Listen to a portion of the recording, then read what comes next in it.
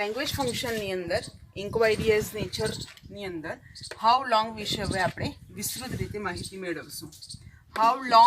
How long એટલે કેટલું લાંબુ એમ નહીં. લોંગ એ એડજેક્ટિવ છે, પણ હાઉ લોંગનો અર્થ થશે કેટલો સમય. તમને આ કાર્ય કરતાં કેટલો સમય લાગે. કેટલો સમય એટલે duration, period of time, duration of time.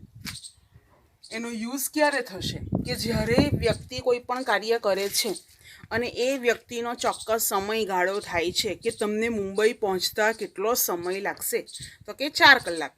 તો એ 4 કલાકનો ચોક્કસ પીરિયડ છે, ડ્યુરેશન છે. એ ડ્યુરેશન વિશે કંઈ પણ માહિતી અન્યને પૂછવી હોય ત્યારે હાઉ લોંગથી પ્રશ્ન પૂછી શકાશે. ત્યારબાદ આપણે સેન્ટેન્સ ફોર્મેશન જોઈશું. ફોર્મેશન એટલે કે વાક્યનું બંધારણ. વાક્યનું બંધારણ જો આપણને ખબર હોય ને તો એના પરથી ઉદાહરણો ખૂબ જ સરળતાથી આપણે મેળવી શકીએ છીએ. ઓકે, તો હાઉ લોંગ એ આખો શબ્દ સાથે આવશે. તેની અંદર લોંગ એ એક વિશેષણનું કામ કરી રહ્યો છે, એડજેક્ટિવ જેને અંગ્રેજીમાં કહેવાશે. ઓક્ઝિલરી વર્બ્સ એટલે સહાયકારક ક્રિયાપદો. સહાયકારક ક્રિયાપદોને હેલ્પિંગ વર્બ્સ પણ કહેવાય, સપોર્ટિંગ વર્બ્સ પણ કહેવાય. કયા કયા છે? Do, does, did, have, has, had અને બધા મોડેલ ઓક્સિલરીઝને પણ ઓક્સિલરી વર્બ્સ કહેવાશે. મોડેલ ઓક્સિલરીઝ કયા? Can, could, shall, should, will, would, may, might અને મસ્ટ. ત્યારબાદ ઓક્સિલરી વર્બ આવશે. ઓક્સિલરી વર્બ અહીંયા એક્ઝામ્પલમાં જોઈએ તો ડુ છે, ઓક્સિલરી વર્બમાં ડીડ છે, વિલ એ ટુ બીનું રૂપ છે અને ડુ ફરીથી ઓક્સિલરી વર્બ છે. ત્યારબાદ નાઉન એટલે કે સંજ્ઞા અને સબ્જેક્ટ એટલે કર્તા. તો નાઉન અથવા સબ્જેક્ટ આવે. સબ્જેક્ટ એટલે કર્તા, ક્રિયાનો કરનાર, અને નાઉન એટલે કોઈનું કંઈનું પણ નામ. Any name of any it is called as noun. ત્યારબાદ મેઇન વર્બ આવે. કોઈ વાર મેઇન વર્બ ન પણ આવે, એની જગ્યાએ અન્ય શબ્દો પણ આવી શકે. And then question mark. આપણી વાત થઈ હતી તે પ્રમાણે જો તમે પરીક્ષામાં ક્વેશ્ચન માર્ક ન કરો તો માર્ક તો મળે, પણ કેટલા? 0. How long do you stay? તમે કેટલો સમય ત્યાં રહેશો? 3 દિવસ, 2 દિવસ, 2 કલાક. આ રીતે સમયનો ગાળો પૂછ્યો છે. એનો જવાબ કોઈ પણ હોઈ શકે, પણ હાઉ લોંગથી જ્યારે પ્રશ્ન પૂછે માહિતી પૂછવાના સંદર્ભમાં, માહિતી મેળવવાના સંદર્ભમાં, તો આપણે એને ઇન્ક્વાયરી કરી છે એવું પૂછાય. એનું બીજા અન્ય 3 નામો છે: seeking information, asking information and nature inquiry. Now second example is how long did they work yesterday? ગઈકાલે તેઓએ કેટલા સમય સુધી કાર્ય કર્યું હતું? દાખલા તરીકે ગઈકાલે તમે જે વિડીયો જોયા હતા એ વિડીયો તમે કેટલા સમયથી જોવાનું શરૂ કર્યું હતું અને કેટલા વાગ્યા સુધી એ કમ્પ્લીટ કર્યા હતા? તો એ તમારો ચોક્કસ સમયગાળો છે કે 2 કલાક કે 3 કલાક. તો એ રીતે તમે એ ડ્યુરેશનની અંદર કાર્ય કરો છો, પીરિયડની અંદર કાર્ય કરો છો. How long will you play tomorrow? તમે આવતીકાલે કેટલો સમય સુધી રમશો? 3 કલાક, 2 કલાક, આ રીતે. How long do the student study at home? બાળકો, વિદ્યાર્થીઓ ઘરે કેટલો સમય સ્ટડી કરે છે, અભ્યાસ કરે છે? તો આવા બધા જ વાક્યોને આપણે હાઉ લોંગથી પૂછાતા હોય તો સમયનો ગાળો પૂછવા માટે હાઉ લોંગનો ઉપયોગ કરીએ છીએ. 5મું વાક્ય તમારે જાતે બનાવવાનું છે. ત્યાર પછી આપણે નેક્સ્ટ પોઈન્ટ ઇન્ક્વાયરી એઝ નેચરની અંદર કરીએ.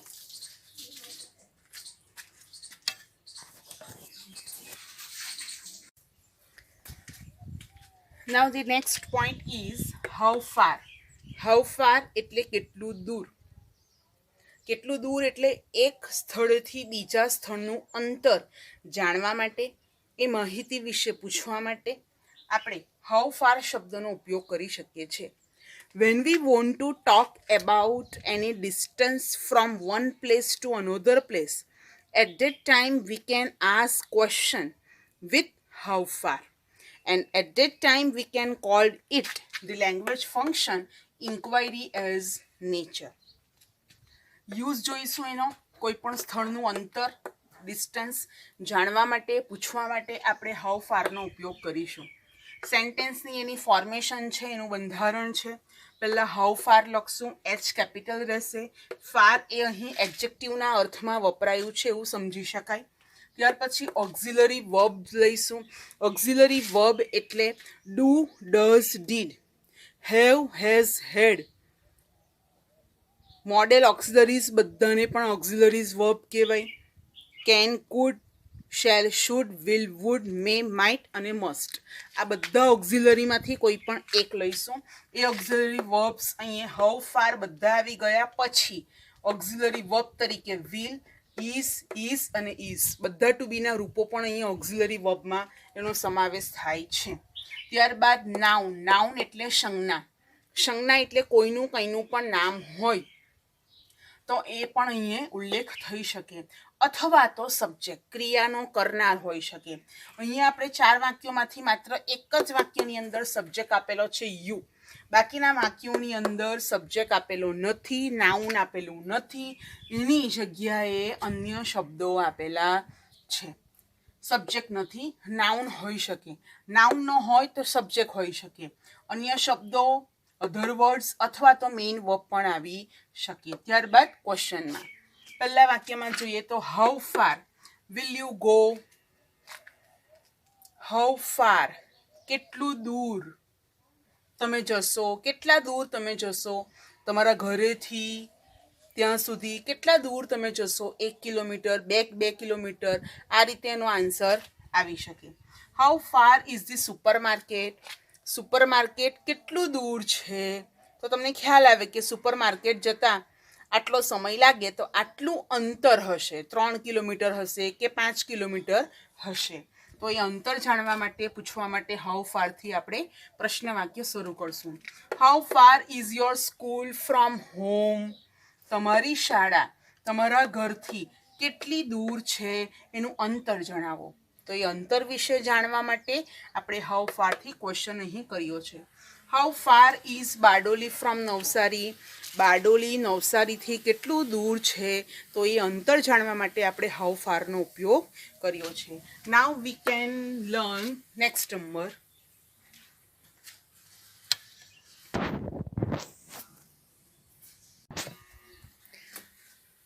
Next point we learn how old. How old એટલે કેટલું જૂનું એવું નહીં. હાઉ ઓલ્ડ એટલે કેટલી ઉંમરનું. આપણે કોઈ વ્યક્તિ વિશે, કોઈ વસ્તુ વિશે એની ઉંમર જાણવી હોય કે આ કેટલું છે, એની કેટલી ઉંમર છે, કેટલા વર્ષનું છે, તો એ ઉંમર જાણવા માટે આપણે હાઉ ઓલ્ડથી પ્રશ્ન પૂછી શકીએ છીએ.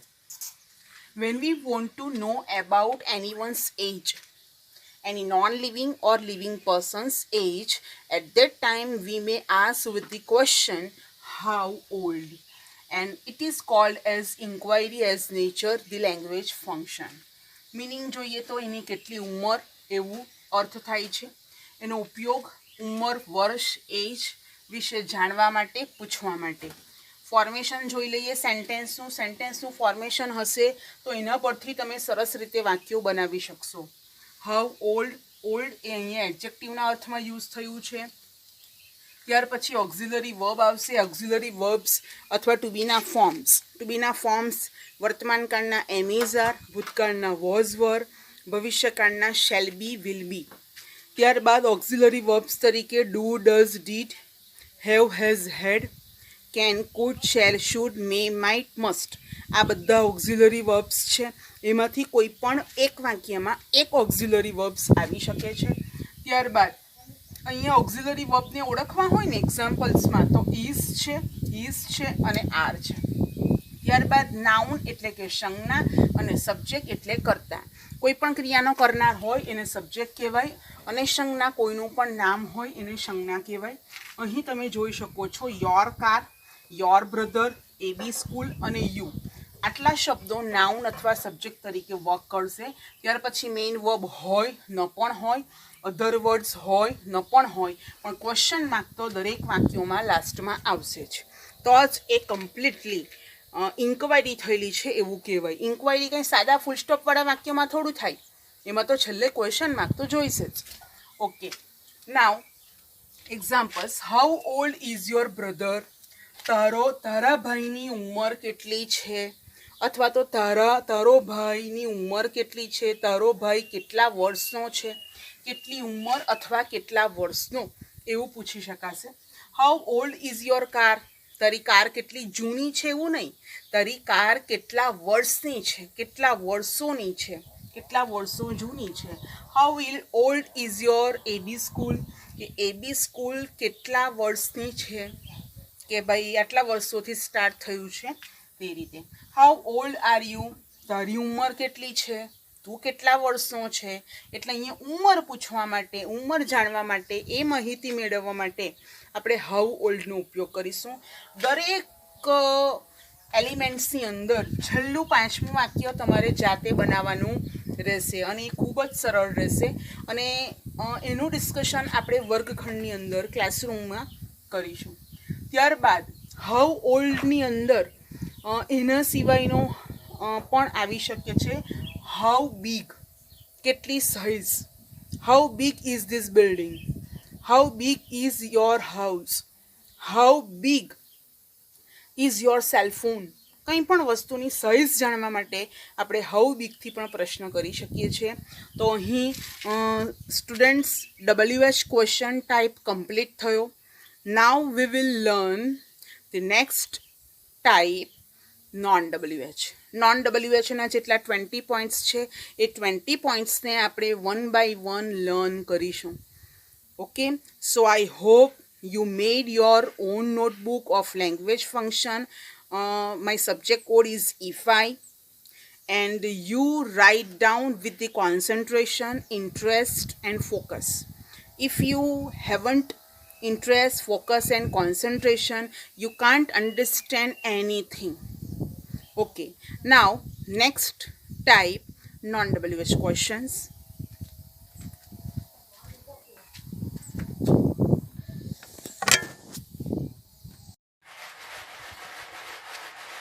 Now students, language function inquiry as nature ની અંદર આપણે 2 types છે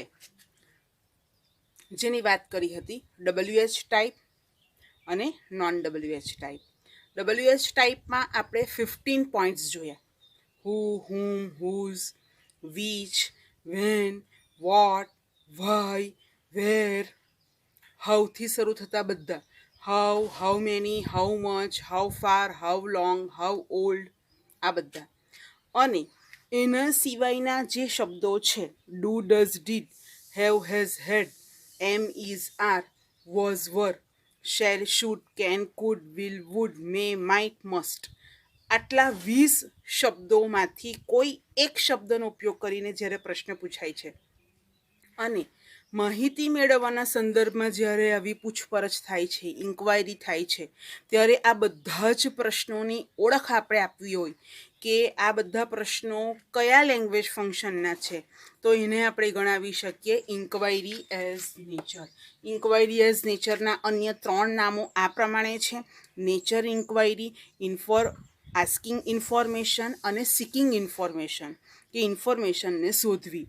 તો આપણે આગળ જઈએ તો non-WH ક્વેશ્ચન્સની અંદર કે WH સિવાયના જે શબ્દોથી પ્રશ્ન શરૂ થાય છે એમાંનું પહેલું છે do. Do, does, did, am, is, are, was, were, shall, will, આ બધા ઓક્ઝિલરી વર્બ્સ છે. બરાબર, એટલે એનો ચોક્કસ અર્થની જગ્યાએ એનો ઉપયોગ ઓક્ઝિલરી વર્બ્સ તરીકે થાય છે. એટલે આપણે અહીંયા મિનિંગ લખ્યો નથી, આપણે સીધો અહીંયા ઉપયોગ લખ્યો છે. તે ઉપયોગ એક સપોર્ટિંગ વર્બ તરીકે થાય છે, એક ઓક્ઝિલરી વર્બ તરીકે થાય છે, એક હેલ્પિંગ વર્બ તરીકે થાય છે, કે કર્તાને એ મદદ કરે એટલે એને હેલ્પિંગ વર્બ કહેવાય અને એ હેલ્પ કરતો હોવાથી ક્રિયાપદ કમ્પ્લીટ થશે.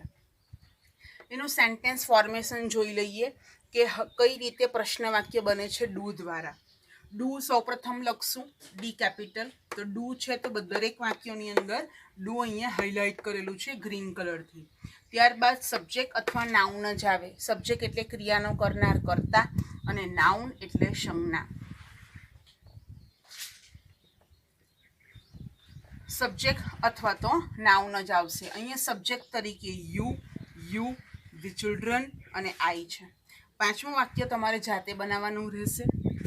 મેઇન વર્બ આવે અથવા ન પણ આવે અથવા તો કોઈ અધર વર્ડ્સ પણ આવી શકે.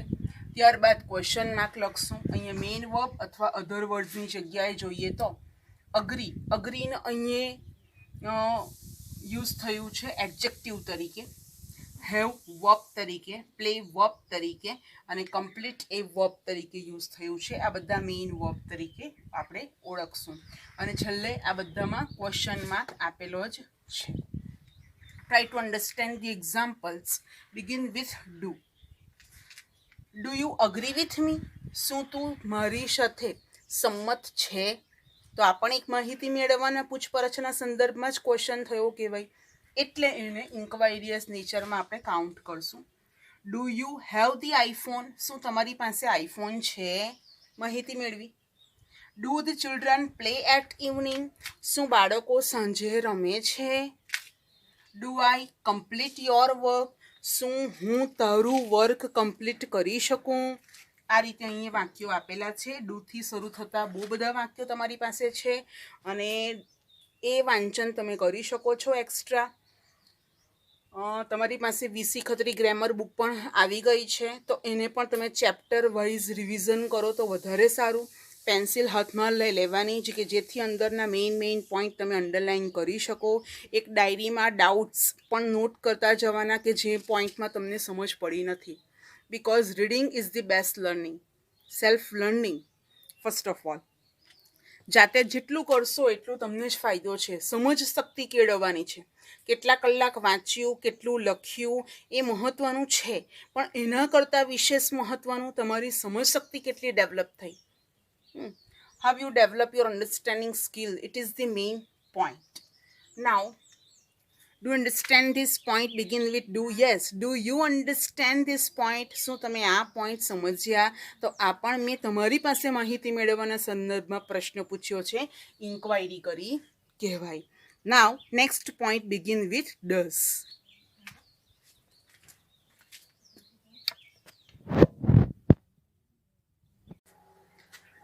Now the next point is second, does.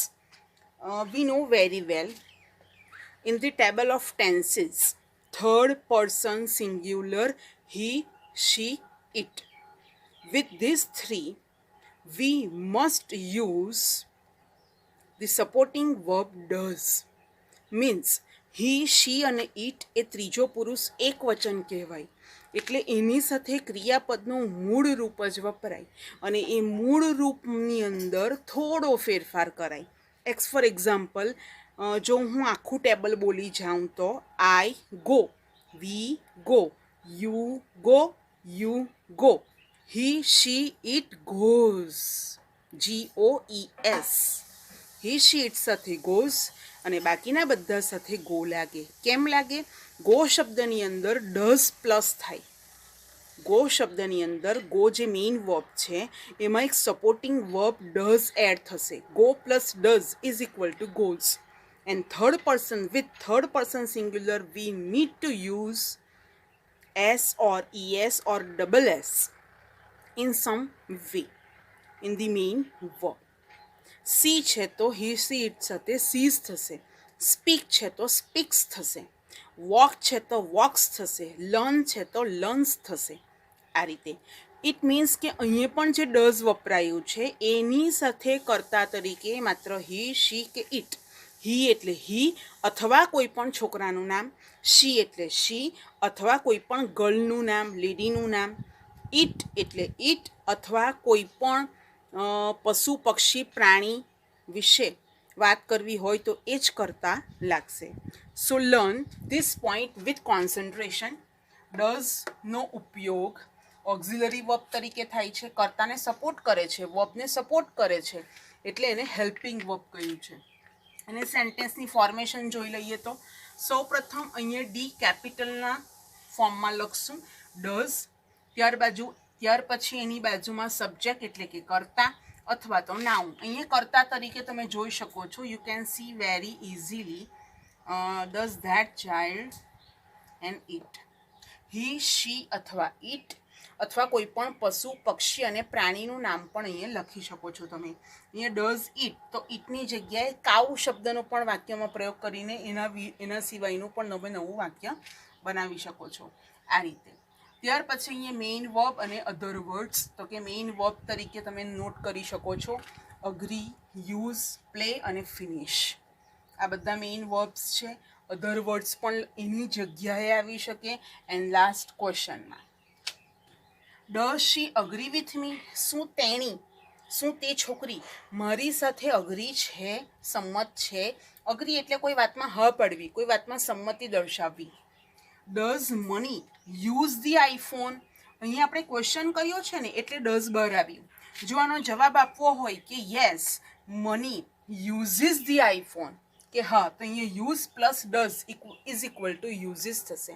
પણ જ્યારે ક્વેશ્ચન કરીએ ત્યારે યુઝીસમાંથી ડઝ આપણે બહાર કાઢીને આ રીતે અહીંયા ડઝ બહાર આવશે. એટલે ક્રિયાપદના ફોર્મની અંદર એસ કે ઈએસ અહીં નહીં લાગશે. Does that child play at evening, શું તે બાળક સાંજે રમે છે. Does it finish the race, શું તેણે એ રેસ ફિનિશ કરી. Remember the story of race, yes, tortoise and the rabbit. Now next sentence, last sentence તમારે જાતે બનાવવાનું છે. ફરીથી આપણે એનું રિવિઝન કરી જઈએ તો ડઝ વાક્યની શરૂઆતમાં આવશે, છેલ્લે ક્વેશ્ચન માર્ક આવશે. ડઝની બાજુમાં હંમેશા ક્રિયાનો કરનાર કરતા જ આવશે, અથવા તો કોઈ પણ નામ અહીં આવી શકે. એની બાજુમાં ક્રિયાપદનું મૂળ રૂપ એસ કે ઈએસ વિનાનું મૂળ રૂપ લખાશે. ત્યારબાદ મેઇન વર્બ લખાશે અને મેઇન વર્બ લખ્યા પછી લાસ્ટમાં ક્વેશ્ચન માર્ક. આ રીતે આપણે સેન્ટેન્સ કન્સ્ટ્રક્ટ કરી શકીએ, ફોર્મેટ કરી શકીએ. Now next number 3, did.